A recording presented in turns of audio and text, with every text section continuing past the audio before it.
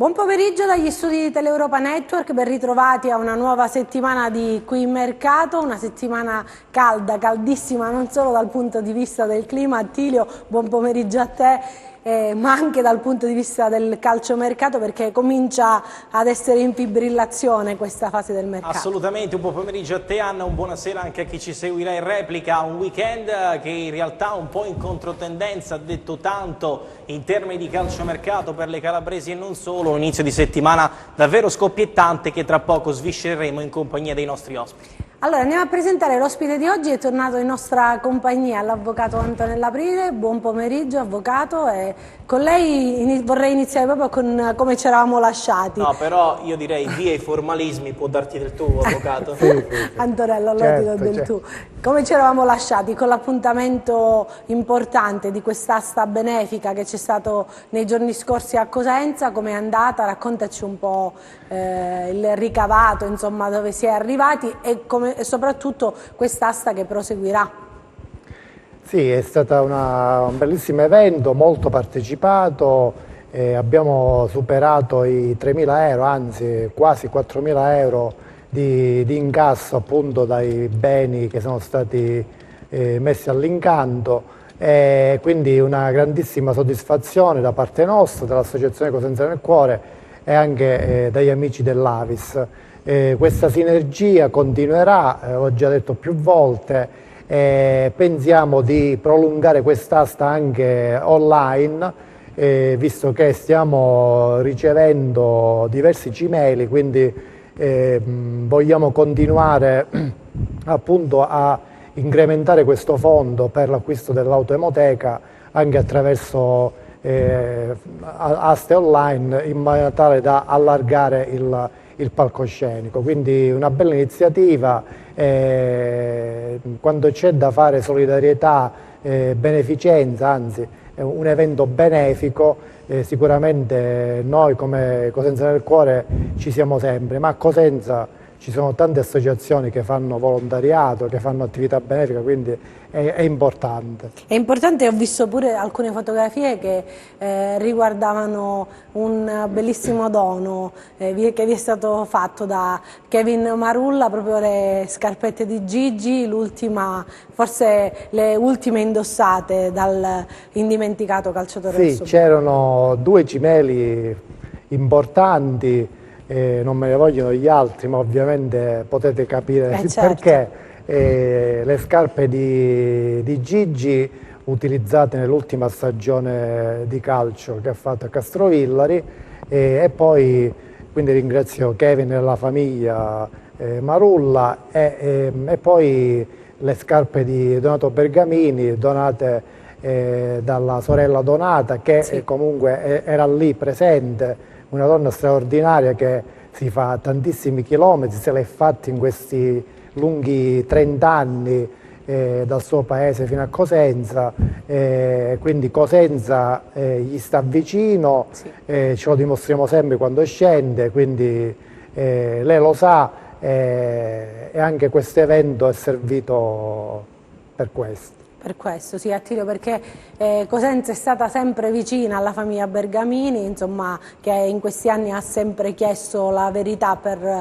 sulla morte di Denis. Dovrebbe essere, insomma, ad un epilogo la cosa. Vedremo cosa succederà nelle prossime settimane, magari ovviamente se succederà ne approfondiremo anche noi l'argomento nella nostra trasmissione Qui Mercato. Tornando invece alle breaking news di oggi, Attilio, andiamo a vedere insieme quali sono, anche attraverso la grafica che hai appena utilizzato, insomma andiamola a vedere insieme. Raccontaci tu quali sono le ultime novità. Mi pare che c'è una novità che riguarda soprattutto Sciaudone. Assolutamente, però prima partiamo con la corsa a Baraie, un calciatore che è finito nel mirino del Cosenza. Abbiamo appena verificato la situazione intorno al forte esterno non siamo ancora alla stretta finale per nessuna nessuna situazione in ballo. Il calciatore ha ricevuto 3 proposte, tra cui quella del Cosenza, partirà in ritiro con il Parma, ma al momento non c'è nessun accordo con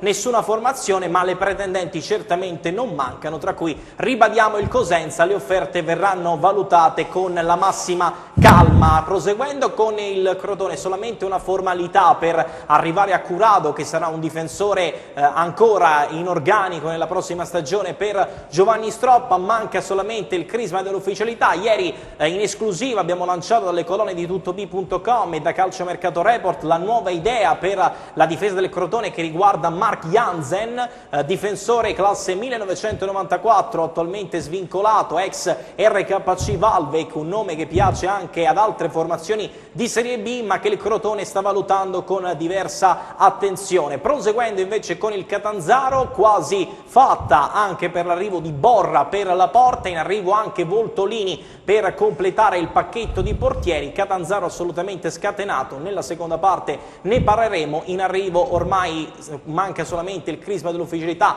anche in questo caso Martinelli, che piaceva anche al Cosenza, ma il Catanzaro ha strappato l'accordo nelle scorse ore. Trattativa in fase avanzata anche per Lorenzo Di Livio, in uscita dalla Roma. Si valuta perfino l'arrivo a titolo definitivo per una cifra relativamente bassa, quindi Catanzaro assolutamente scatenato sul finire della scorsa settimana con gli arrivi di Dudu e Calì dall'Atalanta, per poi proseguire con Borra e Voltolini in porta. Trattativa quindi in fase avanzata anche per il figlio d'arte Lorenzo Di Livio. Allora Antonello, si radunerà il 16 luglio il Cosenza, vedremo che Cosenza si radunerà, perché al momento sono, se non erro, 12 o 13 i calciatori in rosa a disposizione di mister Braia. Poi ovviamente ci saranno le visite mediche, il preritiro, e poi venerdì è previsto il trasferimento a San Giovanni in Fiore, dove ovviamente la squadra rossoblù sosterrà le varie sedute di allenamento. Poi ci sono una serie di test importanti, tra cui quello ovviamente venerdì 26 luglio con la Morrone, martedì 30 con il Monopoli dell'ex mister Roselli, e poi sabato 3 agosto con il Corigliano, in attesa di conoscere anche quali saranno le avversarie da affrontare nella Team Cup. Leggevo nei giorni scorsi che c'è anche questa ipotesi che potrebbe far incontrare il Cosenza o con la Regina o un derby addirittura con il Catanzaro in questa famosa Team Cup, perché entrano anche loro in questa fase della competizione. Ecco. Ti ho dato un po' di argomenti. Fra poco sapremo il calendario, la griglia della Coppa Italia. Credo che è difficile che potremmo incontrare squadre tipo il Catanzaro, la Regina, perché vedendo anche un po' le griglie di partenza delle altre stagioni, delle altre edizioni della Coppa Italia, non ci sono stati questi incroci. Comunque vedremo. Fa piacere sempre se ci saranno derby anche di Coppa Italia. Riguardo al mercato del Cosenza, sì, certamente adesso è un periodo delicato, sicuramente ci sono trattative e movimenti, come si suol dire, sotto traccia, ci sono in giro, uso questo termine in voga, i facilitatori, no? Sì. Prendendo spunto dalle ultime cronache, che cercano di portare nomi a destra e a sinistra, però sicuramente DS Trinchera sta lavorando. E ricordo l'anno scorso che appunto già fine giugno arrivò Di Piazza, sì. Ma poi Di Piazza abbiamo visto che cosa ha fatto, quindi cerchiamo di avere pazienza e di non spazientirci, quindi, perché rischiamo di prendere giocatori che poi non vengono utilizzati. Quindi anche Ancelotti stesso l'ha detto in conferenza stampa col Napoli, che il mercato è lungo, quindi importante è capire bene il giocatore giusto che serve a Cosenza, l'ha detto anche Braia, quindi certo, un po' di pazienza, e sicuramente anche questa settimana, tu mi confermerai Attilio, ci sono dei movimenti importanti. Sciaudone è un giocatore importantissimo per il centrocampo del Cosenza, quindi aspettiamo fiduciosi. E a proposito proprio di Cosenza, Attilio, la trattativa a Sciaudone, siamo alla fumata bianca. Sì, proviamo a fare un po' il punto di queste ore convulse in casa Cosenza. È stato un weekend importante che ha regalato al Cosenza degli obiettivi di mercato nuovi a cui, per dire la verità, la società stava già lavorando da diverse settimane a questa parte, partendo dall'identikit individuato come difensore. Abbiamo raccontato un mese fa abbondantemente ormai dell'identikit scelto in Raffaele Schiavi, difensore che si libererà a parametro zero, ma il Cosenza è anche su Salvatore Monaco. Abbiamo verificato la situazione proprio qualche minuto fa con il suo entourage. Al momento non sono stati fatti dei passi in avanti, ma il Cosenza è senza dubbio al momento la formazione che si è spinta maggiormente oltre rispetto ad altre situazioni, ad esempio il Catania, che ha solo richiesto delle informazioni sull'ingaggio da parte del calciatore. Il Cosenza si è mosso anche sull'attacco per Baraie, lo abbiamo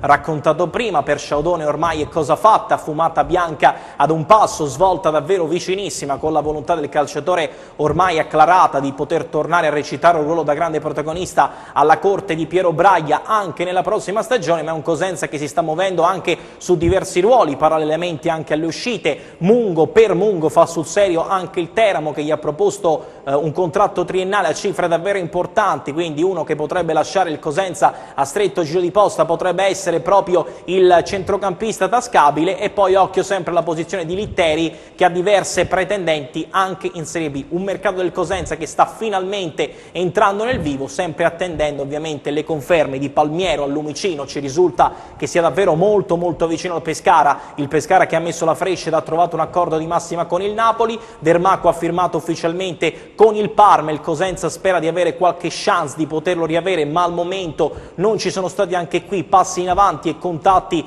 per cercare di capire nuovamente la fattibilità di un ritorno di Dermaco, che tra l'altro ha salutato in maniera trionfale i tifosi del Cosenza per averlo fatto diventare grande. Ma è un Cosenza che finalmente si sta muovendo, abbiamo anche visto la grafica strada facendo. Le difficoltà del Cosenza sul mercato sono oggettive, la concorrenza spietata, il budget ridotto rispetto ad altre formazioni, ma gli obiettivi di Cosenza, Benevento e Pescara sono completamente diversi. Il Cosenza parte per cercare di ottenere una salvezza anche qui molto tranquilla. Le difficoltà ci sono, ma anche in questo caso i movimenti fanno capire che il direttore Stefano Trinchera è operativo e non intende certamente fermarsi qui.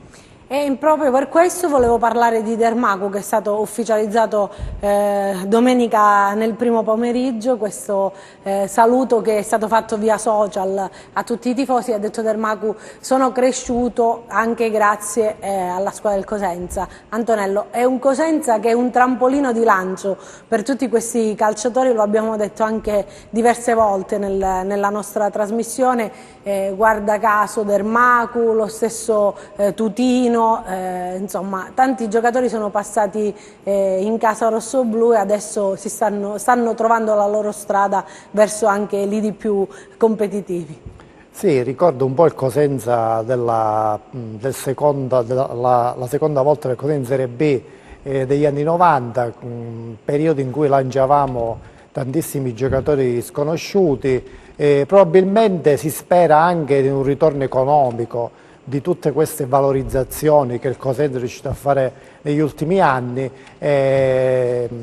Rimane il valore tecnico utilizzato nei campionati, però si spera che un domani ci sarà anche un ritorno economico. Su Dermaco ha fatto 2 anni incredibili a Cosenza, grandi prestazioni, e probabilmente, forse Attilio ne converrà, il movimento, un asse che si è creato col Parma potrebbe anche portare a Cosenza qualche giocatore del Parma, si spera. Potrebbe senza dubbio agevolare. Ricordiamo che entrambi i direttori sportivi, e quello del Cosenza, Stefano Trinchera, e Daniele Faggiano, sono entrambi salentini. I salentini molto spesso hanno abituato a far squadra sul mercato quando si creano le condizioni adatte. Le condizioni sembrano esserci, in particolare per Baraie e per Dermaco. Resta da capire anche la volontà del Parma quale possa essere. Il giocatore verrà valutato in ritiro, potrebbe anche rimanere alla fine, ma il Parma mi risulta abbia già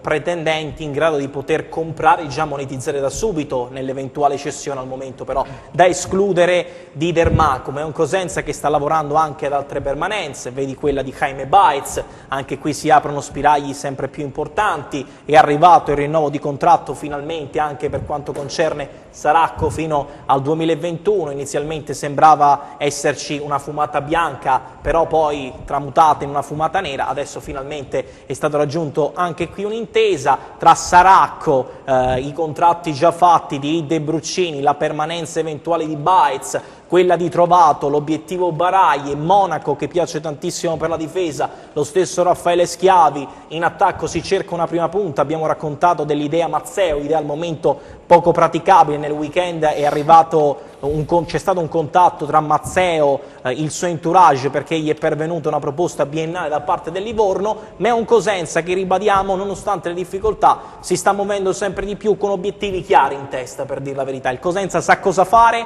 sarà un mercato sicuramente di attesa, ma qualora ci sarà l'occasione di poter anche investire per poi avere un ricavato nel futuro, il Cosenza certamente non si farà cogliere impreparato. La strategia e le idee mi sembrano molto chiare e lo dimostrano i fatti. Il Cosenza, il Cosenza, a proposito di Parma, il Parma è storicamente una società che ha tanti tesserati ogni anno, quindi cercherà di dimagrire un po' la sua rosa, così come tante altre squadre di Serie A, e il Cosenza può puntare proprio a questo. Sul Saracco probabilmente si potrà aprire una casella over, visto che lui è tantissimi anni che è a Cosenza, quindi dovrebbe risultare tra la categoria giocatore bandiera, quindi potrebbe far acquistare un giocatore in più al Cosenza. Io vi volevo far vedere, sono riuscita, mentre voi stavate interloquendo, sono riuscita ad andare su Instagram e vi volevo far vedere proprio Tutino con la maglia del Napoli. Insomma, sono iniziati per lui gli allenamenti, però insomma c'è un po' di speranza, secondo te, Antonello, di vederlo tornare anche magari nel mercato invernale, la sessione invernale, perché magari è un giocatore che ovviamente scalpita per giocare e quindi la panchina non fa per lui. Ma su Tutino si possono fare tanti discorsi. Adesso si sta giocando una chance più che col Napoli, con Ancelotti, per fargli capire bene le sue potenzialità. È difficile farlo capire ovviamente in piena estate, nel ritrovare la condizione atletica. Su Tutino, certo, il Cosenza è sempre ben visto da lui, forse un po' di meno dal suo procuratore, però potrebbe essere una soluzione magari anche a gennaio. Certo che fa male poi vedere Palmieri e Tutino probabilmente in altre squadre di Serie B. Certo, una Serie B che però quest'anno sarà una Serie B competitiva. Attilio, abbiamo visto tantissime squadre importanti, ho visto poco fa proprio su Tutto B che sono già in programma alcune amichevoli importanti, soprattutto nel nord Italia, dove ovviamente ci sono i ritiri più prestigiosi. Ho visto un'amichevole fra Lecce ad esempio e Frosinone. Insomma, non so se è un peccato meno stare qui al sud, abbiamo la montagna, abbiamo il mare, però al nord vedono lo spettacolo migliore in questo periodo dell'anno. No, sarà una Serie B senza dubbio, come dicevi giustamente tu, Anne, condivido in pieno il tuo parere, molto competitiva, ma lo si percepisce anche dalle operazioni di mercato che fino a qui le squadre hanno messo in cantiere. Il Pescara sta costruendo senza dubbio una squadra per cercare di partire da subito forte in Serie B, molto vicino anche il prestito di Palmiero. Il Napoli ha un accordo con il Pescara ha chiesto negli scorsi giorni anche il prestito del giovane millennial al Torino Millico, classe 2000, ha firmato Busellato, è arrivato Galano, ci sono chance anche per Ciciretti. È un Pescara veramente scatenato sul fronte calciomercato, ma è stato un weekend, ribadisco, che ha portato a diverse trattative quasi concluse in Serie B, porte girevoli per la Salernitana. Calombò ed Esposito entrambi potrebbero partire, richiesti D'Arieti e Samani Dettese, piacciono gli svincolati a Giampiero Ventura, sia Salvi che l'ex Crotone Zampano. Per l'attacco dell'Empoli la prima scelta resta sempre Mancuso, nonostante la concorrenza del Benevento. Allo Spezia è arrivato l'attaccante Delano Burgzop, attaccante ex De Graafschap, mentre lo Spezia anche qui è scatenato, ha chiesto Marchizza al Sassuolo, uno degli obiettivi forti e concreti per la Porta, con cui ci sarebbe un accordo da quanto ci risulta, e Pomini l'obiettivo numero 1 per l'attacco dell'Ascoli, e Scamacca. Sempre per quel che riguarda l'Empoli, Zappelle richiesto, il difensore dopo l'avventura all'Arezzo, richiesto molto fortemente dalla Cremonese, mentre su Damascan, notizia di giornata, altro calciatore che era stato accostato soprattutto nel gennaio scorso al Cosenza, sono piombate sia il Pisa che la Virtus Entella. Ma è un mercato che sempre di più finalmente, Avvocato, sta entrando nel vivo, anche quello che ha detto, che storicamente parte sempre leggermente più tardi rispetto a quello della massima serie. E poi c'è il Crotone, che lo dicevamo, insomma, è una società molto attiva. Sul sito ufficiale non ci sono le ultime novità, se non ovviamente le date della nuova stagione, il ritiro, però insomma Attilio, ne abbiamo parlato diverse volte di questi calciatori che arriveranno alla disposizione di mister Stroppa e che quindi insomma cercheranno ovviamente di non ripetere la stagione scorsa, che è stata una stagione abbastanza deludente, perché il Crotone era nato con ambizioni di alta classifica e poi ovviamente alla fine è riuscito a salvarsi, per fortuna, però quanta fatica. No, quanta fatica, tanta fatica, ma anche qui il Crotone ha dimostrato di aver già imparato la lezione dallo scorso gennaio. Le carte in tavola sono già cambiate, la nostra grafica recita in maniera molto esplicita e molto chiara: l'attesa aumenta il piacere, pedine solamente funzionali al credo di Giovanni Stroppa, cercasi senza intaccare gli equilibri che a fatica sono stati trovati a partire dallo scorso gennaio, via le mele marce, dentro solamente pedine che avevano fame, che avevano veramente a cuore la pratica e la causa del Crotone, ma anche qui si va verso questa direzione. Il Crotone partirà in ritiro, sta agendo senza fretta sul mercato. Abbiamo raccontato anche qualche minuto fa del nome nuovo per la difesa del Crotone che abbiamo lanciato nella giornata di ieri. Trattasi di Ron Jansen, classe 1994, difensore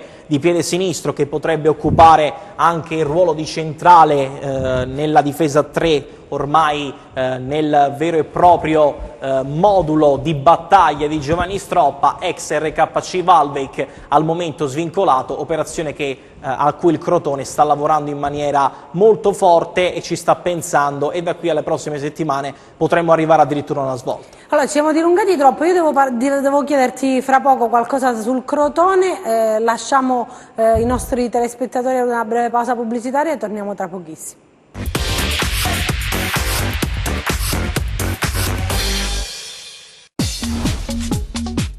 Cerca Teleeuropa sul tuo Play Store o Apple Store e scarica la nostra app.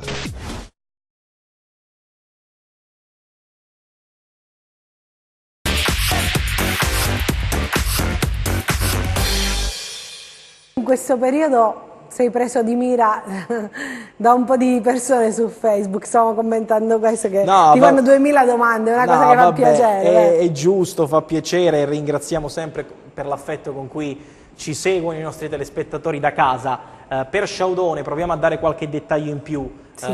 Sciaudone dovrebbe firmare con il Cosenza un biennale per pareggiare così l'ingaggio che avrebbe dovuto percepire nel restante contratto che gli rimaneva al Novara. La formula del trasferimento non sarà un nuovo prestito, ma dovrebbe essere anche qui a titolo definitivo, quindi il Cosenza che mette le mani definitivamente su Daniele Sciaudone.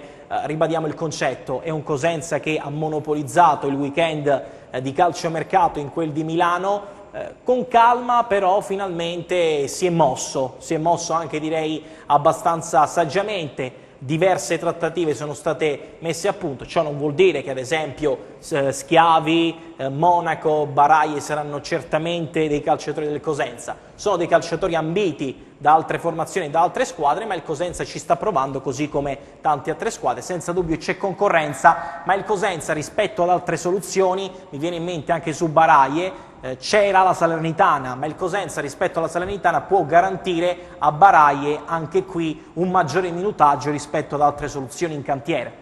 E poi su Google, proprio poco fa, mentre cercavo qualche notizia che riguardava il Crotone, Attilio, ho letto questa notizia di 4 ore fa, però insomma non ci fa andare direttamente alla notizia, se clicco non la riesci a trovare, quindi blinda il portiere Cordaz per la porta rossoblu. Blinda la porta, ma dovremmo avere un ospite al telefono. Sì. Pronto, ci sei? Ci sono ecco. Ragazzi. Vai, presentalo tu, Anna. Buon pomeriggio a Matteo Piritano, grazie per aver accettato il nostro invito. Allora, quali sono le ultime novità che riguardano il Catanzaro? Allora, per quanto riguarda la squadra giallorosa, intanto buon pomeriggio a tutti e grazie a voi per l'invito. Per quanto riguarda la giornata di oggi, proprio in questi minuti sta iniziando la presentazione della campagna abbonamenti presso la sede della società giallorossa, e contemporaneamente verrà svelata ai tifosi anche una nuova maglia che vi possiamo anticipare sarà gialla rispetto a quelle che già erano presenti nella scorsa stagione, la prima maglia rossa, poi quella bianca e quella invece blu che ricordava gli anni d'oro della Serie A. Domani la squadra partirà, tra la giornata di domani e dopodomani si riunirà per il pre-ritiro che poi dalla giornata del 14 di luglio vedrà la squadra impegnata a Moccone. Quindi quest'anno ritiro in Calabria e non in Umbria come nella scorsa stagione. Sono ore ovviamente importanti per il calciomercato e questo insomma Attilio lo sa molto meglio di me. Non fare il modesto, Matteo, non fare il modesto. No, dico la verità. Sono arrivati 2 giocatori per il momento in maniera ufficiale, Mangni di proprietà dell'Atalanta che l'anno scorso abbiamo ammirato con il Monopoli, ha fatto un'ottima stagione, è un ragazzo che ha firmato un triennale con il Catanzaro, ma l'Atalanta ha diciamo, tenuto il diritto di recompra, come dicono quelli bravi in prospettiva. E poi è arrivato Francesco Urso che Auteri ha allenato a Matera 2 anni fa, ha fatto anche 3 stagioni fa molto bene a Vicenza, è un rinforzo diciamo viste le uscite che ci sono state di Giuliano Eclu in mediana. Nelle ultime ore si sono intensificate le voci su altri 2 giocatori, uno è Martinelli ex Foggia per quanto riguarda il reparto difensivo e si parla anche di un possibile arrivo del figlio d'arte di Livio che anche in questo caso Auteri ha già allenato a Matera, lo scorso anno protagonista a Siena, ma ancora non ci sono ufficialità in questo senso. Matteo, ci sono, insomma, il Catanzaro punta a questo salto di categoria, l'abbiamo detto anche negli scorsi anni, però insomma quest'anno forse è l'anno buono. Si spera che sia così, sicuramente la società in questi anni progressivamente ha migliorato sia la gestione interna ma anche poi quelli che sono stati i risultati sul campo, no? Pensiamo insomma 2 anni fa fuori dai playoff con il rischio magari di dover vivere l'altra volta l'incubo dei playout, l'anno scorso invece una stagione importante che è andata diciamo sui binari che ci attendavamo, una squadra che difficilmente poteva puntare al primo posto ma che comunque sarebbe stata protagonista, così è stato e quest'anno si riparte, Anna, dopo tanti anni in cui si smantellava per ricostruire con qualche certezza in più, a cominciare ovviamente da mister Auteri ma da una buona ossatura, da un buono scheletro di squadra che viste comunque le concorrenti che sono di altissimo livello, quest'anno insomma molti hanno parlato di una B2 se vogliamo in questo girone C della Lega Pro, l'obiettivo è quello ovviamente di cercare di fare meglio e magari con una buona partenza, visto appunto che le altre si stanno andando a ricostruire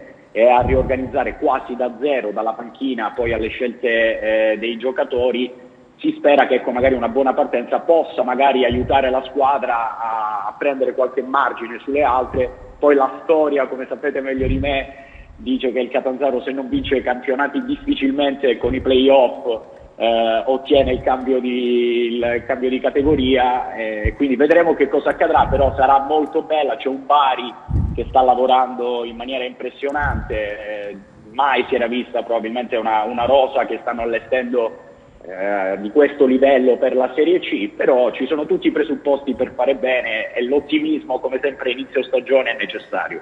Grazie Matteo per essere stato nostro ospite, buon lavoro, ci risentiremo sicuramente nelle prossime settimane. Grazie ancora. A voi, grazie mille e buon lavoro.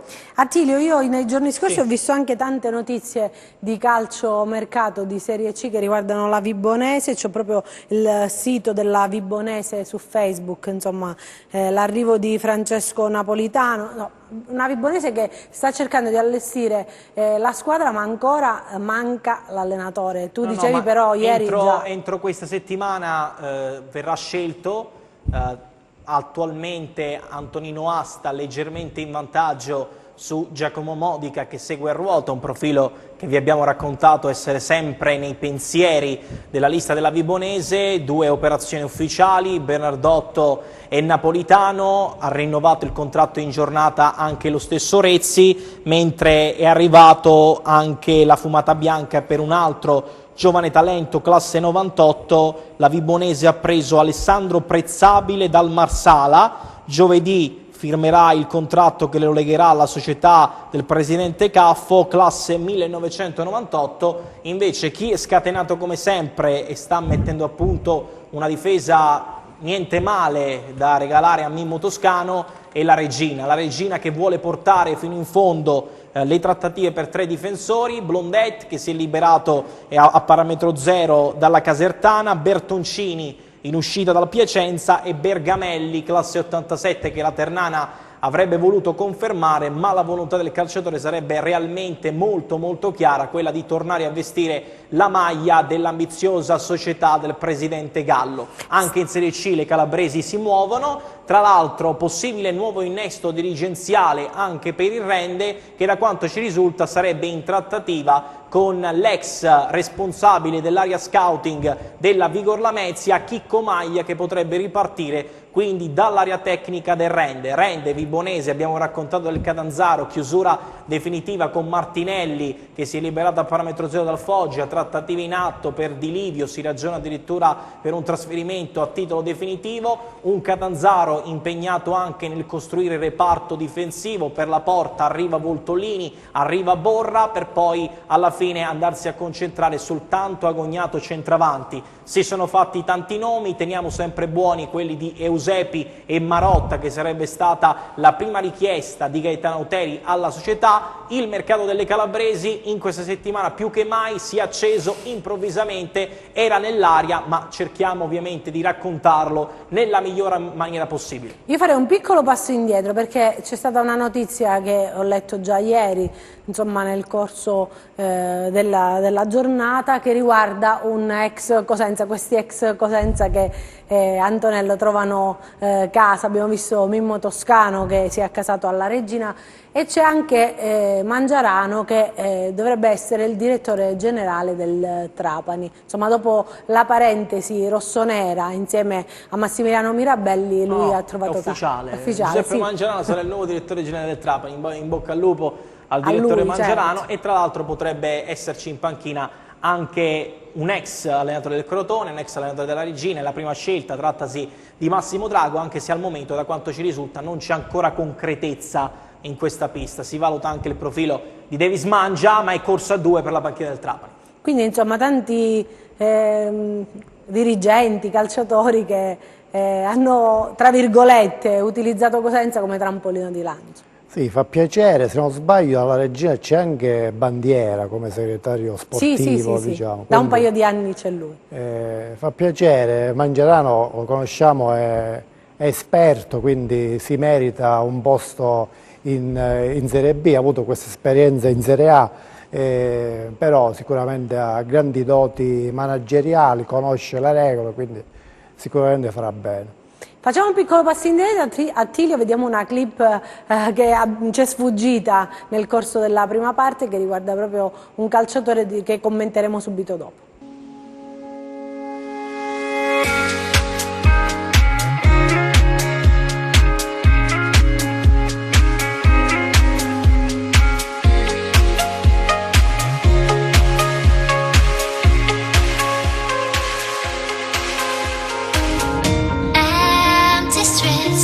Kept searching for your trace in the dark, losing myself in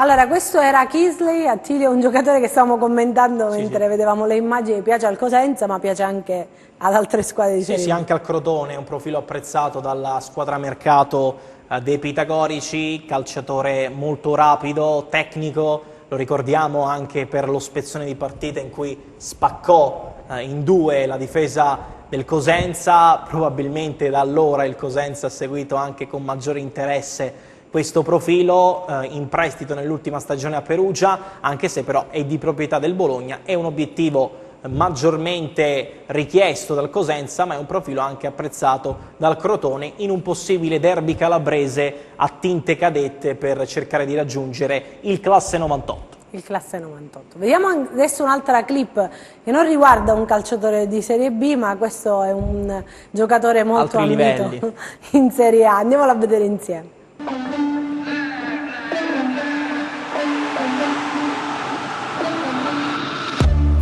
James Rodriguez slips that pass through, and Thomas Müller, that will make certain for Bayern. For the record, lab on me going all the way. For the record, ain't trying to link, no time to waste. For the record, for the record, for the record.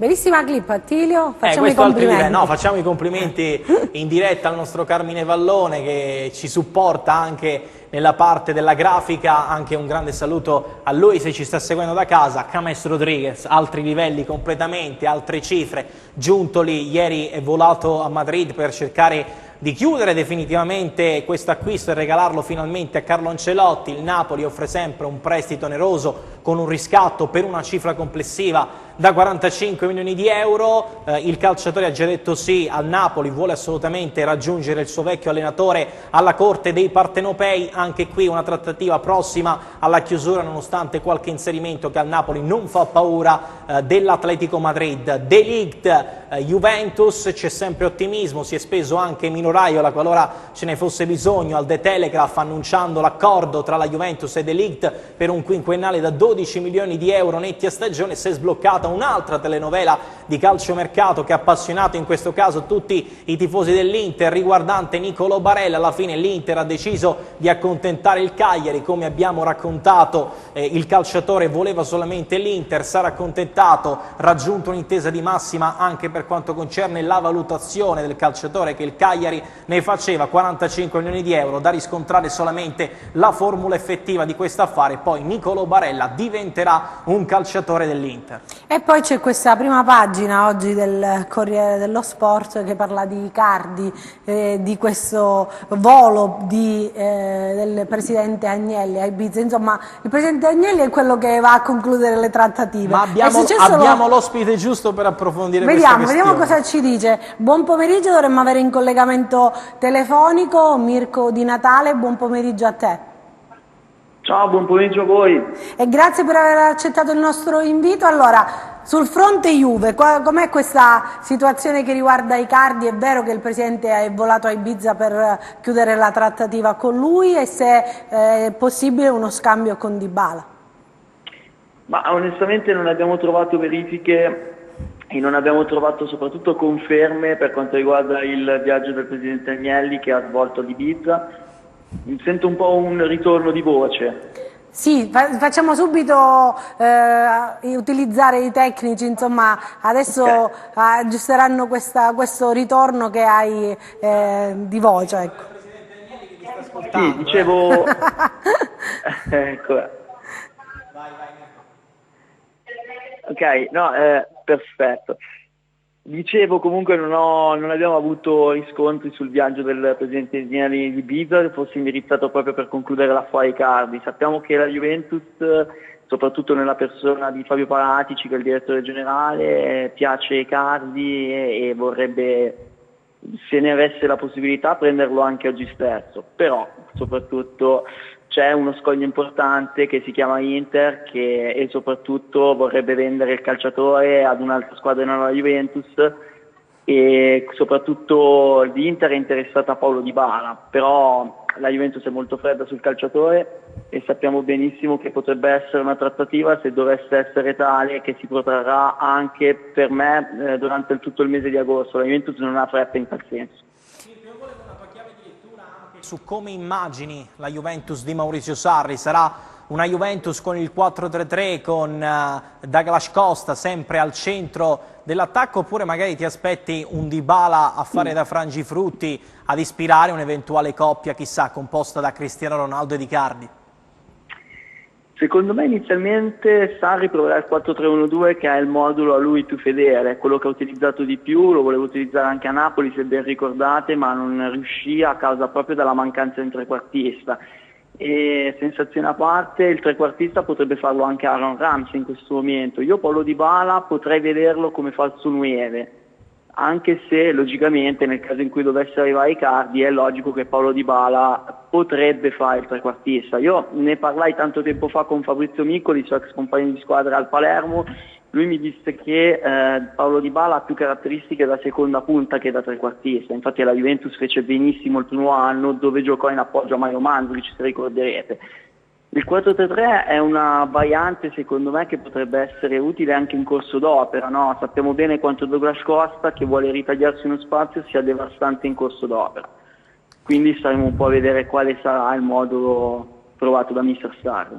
Leggevo proprio su Tutto Sport, c'è un fondo che è del direttore Xavier Jacobelli, che parla del primo anno di CR7 a Torino, in Italia soprattutto, che dice ha fatto bene a tutto il movimento calcistico e non solo. Sei d'accordo?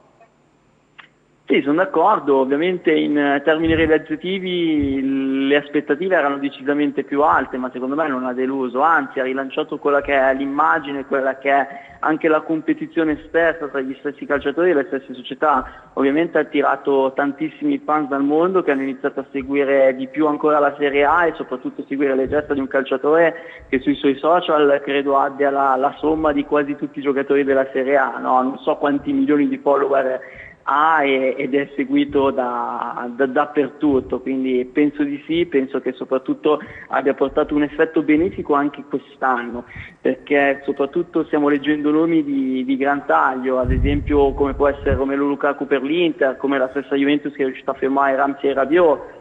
Io penso che stiamo andando sempre più verso una fascia positiva e credo che Ronaldo non sia stato il pioniere, ma sia stato comunque una delle cause, degli effetti più importanti dell'ultimo almeno decennio. Grazie per essere stato con noi Mirko e buon lavoro, grazie ancora per aver accettato il nostro invito. Ciao, un abbraccio. Grazie a voi, un abbraccio Attilio, a presto, buon lavoro. Attilio, proprio vedevo a proposito di Instagram, oggi siamo molto social, a proposito di Ronaldo è un po' in giro per il mondo. Però io non so, però secondo me c'è una passione, Anna, per Ronaldo, non so che ne sì, pensi tu, avvocato. Credo sì. sia molto affezionata alle caratteristiche tecniche di Ronaldo, però sì, cerchiamo anche di raccontare le ultime news. Più che altro è la news. passione di mio figlio, possiamo dirlo a chiare lettere, mi chiede di continuo, mamma mi porti da Ronaldo a fare una fotografia. Quindi figlio di Anna, se ci stai seguendo in diretta, Ronaldo è sempre al centro dei tuoi pensieri e di quelli di mamma. E di conseguenza anche quelli di mamma. A parte i fattacci nostri che non interessano a nessuno a caso, no, avvocato? Quindi non penso che i tifosi all'ascolto. Ultime notizie che arrivano sul fronte Roma, fatta o quasi, poco ci manca per Mancini, prestito con obbligo di riscatto, valutazione da 25 milioni di euro, il Milan ha in mano Veretù, aumenterà l'offerta cash nuovamente alla Fiorentina per regalarlo stretto giro di posta a Marco Giampaolo. Altre notizie che arrivano invece sul fronte Serie B per una riorganizzazione del settore giovanile dell'Ascoli. Il nuovo tecnico dell'Ascoli Primavera sarà Guillermo Abascal, mentre il nuovo tecnico dell'Under 17 sarà il Cobra Andrea Soncin. Allora, questa era l'ultima notizia di oggi, noi ci ritroviamo domani sempre alla stessa ora qui su Teleeuropa Network. Ringrazio l'avvocato Antonello Aprile per essere stato con noi, vi ricordiamo ovviamente quest'asta benefica che procede, va avanti, se qualcuno vuole contribuire. Invitiamo naturalmente tutti coloro da casa vorranno aiutare per una nobile causa, per un nobile scopo, l'associazione Cosenza nel Cuore, per comunque delle scelte importanti per il futuro, vi invitiamo personalmente a contribuire nuovamente dopo l'asta, ad esserci anche online e dimostrare la vostra vicinanza per scopi senza dubbio benefici ed importanti, quindi sempre i nostri complimenti personali per quanto svolge quotidianamente l'Associazione Cosenza nel Cuore. Grazie mille per essere stato con noi, grazie ad Attilio che ritroveremo domani pomeriggio. A domani, forse non siamo riusciti a dare tutte le notizie che avevamo, però magari riapprofondiamo domani. Sì, seguiteci domani, sempre qui su Teleuropa Network, grazie.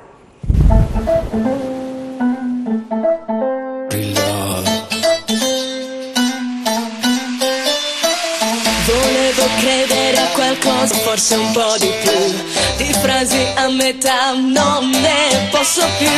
Tu che mi scrivi in direct, sono andato alle Hawaii. Felicità è un gusto che non prendo mai. Diremo pure ad Eva che un morso alla mela ti cambia la carriera ora. Mordi Eva e lasciami ballare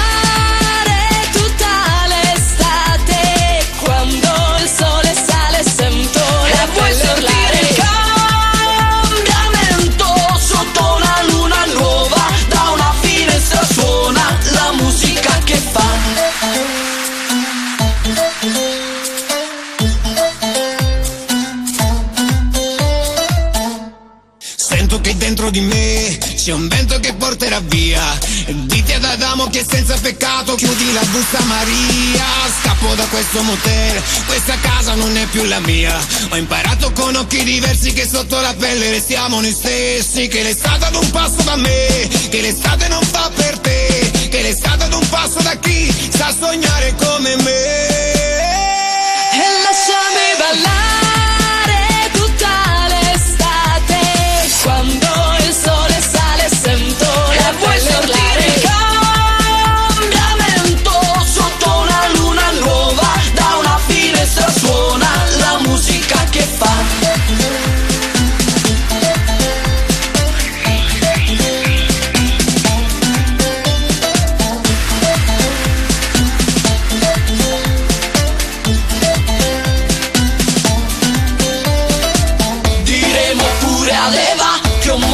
Alla mela ti cambia la carriera ora. Mordi Eva. Diremo pure ad Eva che un morso alla mela ti cambia la carriera ora. E lasciami ballare tutta l'estate, quando il sole sale sento la pelle urlare.